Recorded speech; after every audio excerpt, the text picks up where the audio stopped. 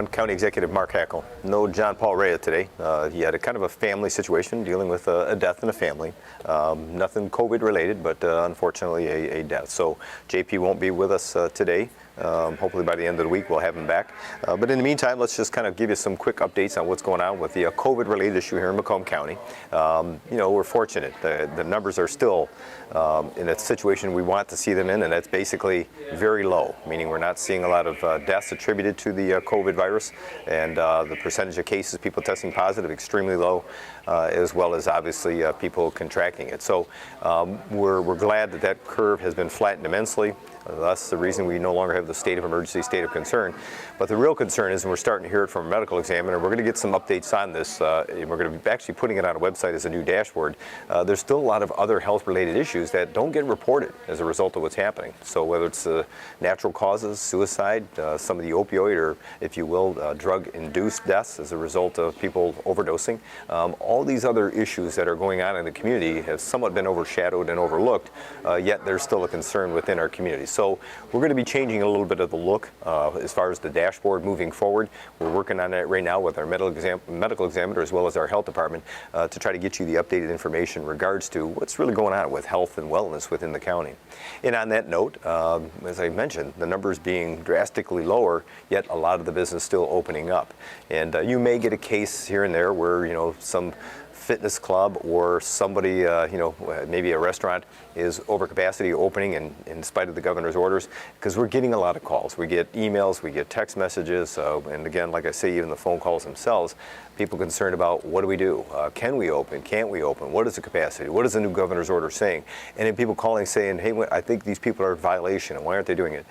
What we're trying to tell people is if you've got a concern about something, whether you can or can't open, whether somebody is or shouldn't be open, you need to get hold of the governor's office. We have the information on our site as the latest executive order. Again, then some people want to dispute whether it's actually law or not.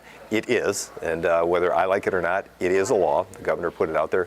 So these are her new orders. These are her new laws.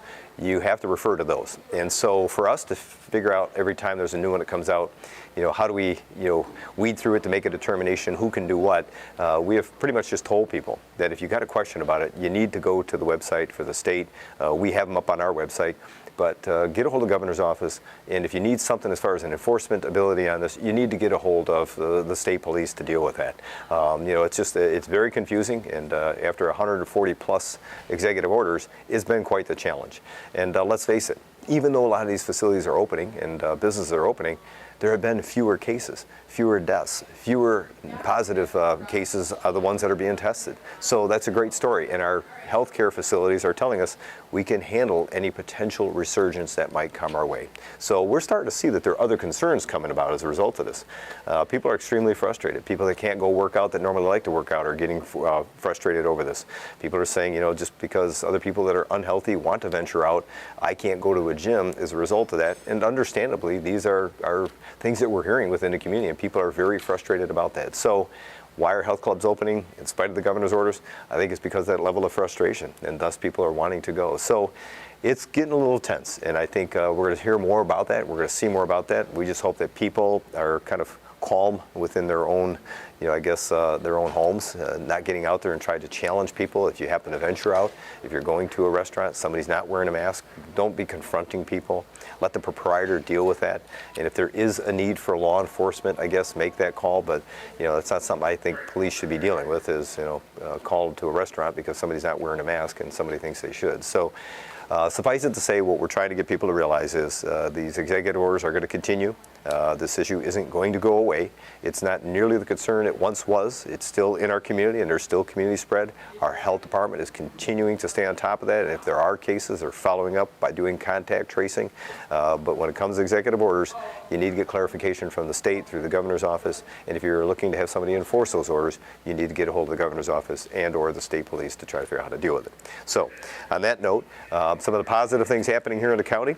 We are going to be talking to tomorrow Tony Wickersham. We did get the word from the state that they have submitted a request that we have for a seawall for the Marine Division.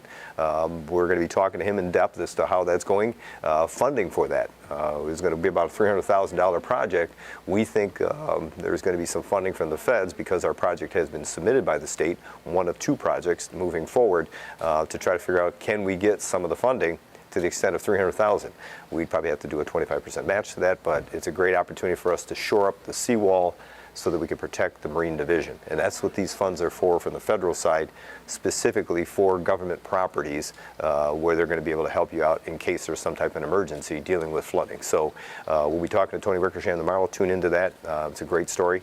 And as well, later this week, I think on Wednesday, myself and Vicki Rad are going to be talking about the second phase of what we're doing for small businesses, because Macomb County cares about small businesses. We're going to be using those CARES funds for the second phase. First phase was to try to figure out how do we deal with small businesses that were 49 employees or less. This next phase we're going to be moving into is going to be 50 to 500 employees. And we think there are going to be grants to about $10,000 issued there. First wave was $5,000 grants to those businesses. We had about 3,600 apply, and so that was a great response we had. And I think it's because businesses know we're trying to figure out how to help us support them as best we can. So that's pretty much where we're at today. That's the extent of the information we have to give to you. And again, as I mentioned, tune in tomorrow because we're going to get some good information from the sheriff on what's going on the lake when it comes to the rising tides and as well the Marine Division's concern. And later this week, we'll be talking about those other small businesses. So in the meantime, thanks for tuning in. Continue to get your information from macombgov.org. And in the meantime, keep yourself and your family safe.